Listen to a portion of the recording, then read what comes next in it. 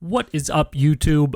Today I want to do something a bit more serious. I want to talk about Joe Rogan recently signing a contract with Spotify. So he will be moving his podcast exclusively to the services of Spotify. You will not be able to watch anything else anymore on YouTube. No! God, please, no! No! Also, he will be moving his entire video library from YouTube to Spotify.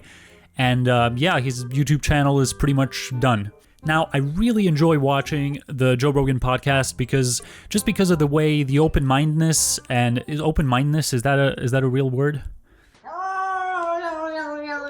Anyway, I love watching it for the guests that he brings and like from people from American politics in like both sides of the aisle, and really just people with conflicting ideas coming together and discussing everything in an open format. I love the fact that Joe is completely non-partisan, as you would say, like objective and giving out opinions, and always gives out and says if it's an opinion or what it is. So yeah, these are some of the reasons for which I really enjoy this podcast and why I wanted to make this video.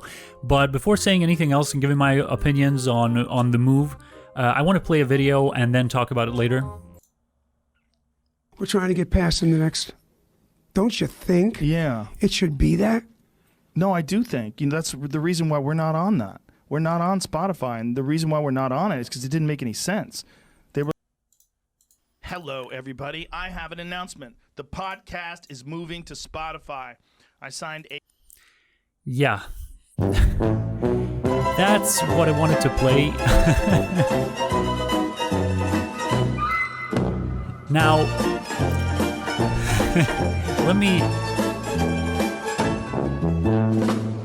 let me play his whole statement from before and then play the video again.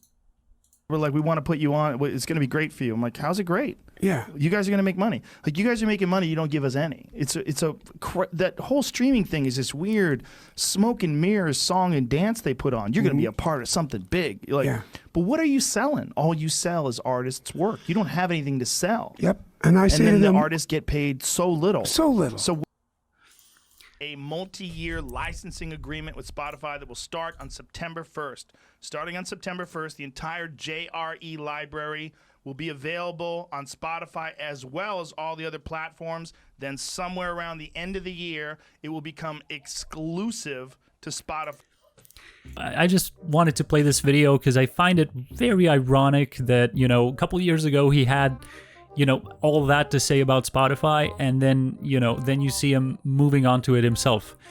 Of course, to be fair, that was 2 years ago, and I don't want to judge anyone on something they said from such a long time ago, because people change, opinions change, and most importantly, situations change.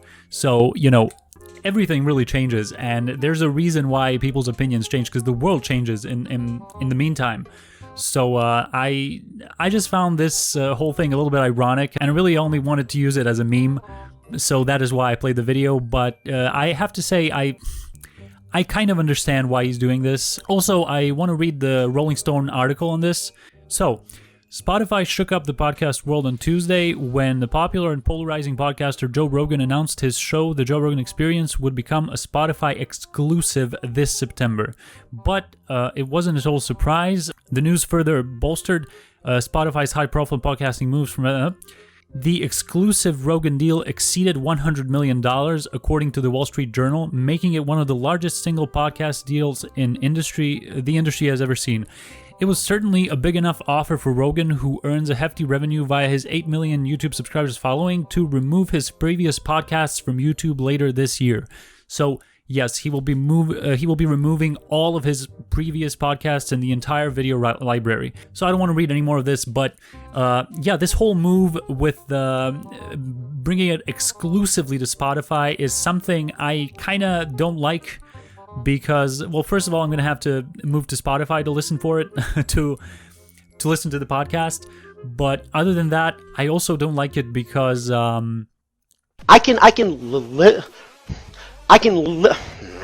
mean, Spotify basically owns his business now for like 2 years or something. I'm not sure what he signed up for, but anyway, and it says it's $100 million deal. I'm sure it's a lot more than $100 million because mostly for tax purposes, because there's a lot of money being deducted for taxes and such. So I'm sure that they, I mean, no one really knows what the real amount is other than Rogan and Spotify. But I'm sure it's a huge number. It has to be a huge number because the podcast has become so influential and so huge with bringing on guests and actually swaying politics in the U.S. There's actual concern in what Rogan can do to American politics. Like, it's gotten that big. Now, also, I think it said here somewhere about the stock. So the deal which sent Spot stock rocketing upward this week is the company's most serious step into podcasting so far. So yeah, even their stock market value has exploded this week with this acquisition of Rogan's podcast. So it's obvious how influential and how big this is for podcasting and also for YouTube. For Rogan, we'll see. I mean, it could turn out to be bad.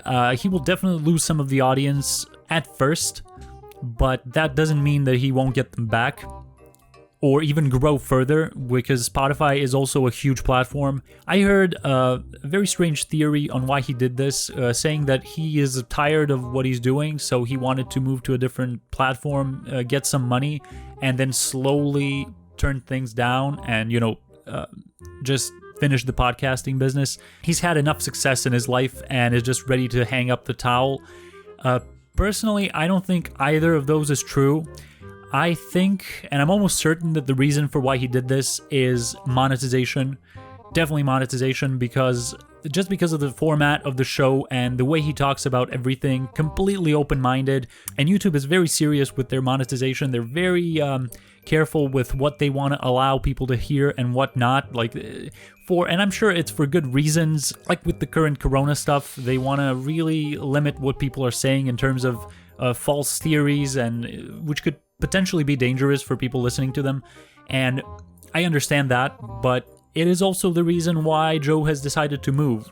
I'm pretty sure he's had enough of being careful whether to swear or whether to, what to say and what to do. I'm pretty sure Spotify is much more lax with all that. I'm not sure if they can swear on Spotify and what even the policies are, but it has to be better than YouTube.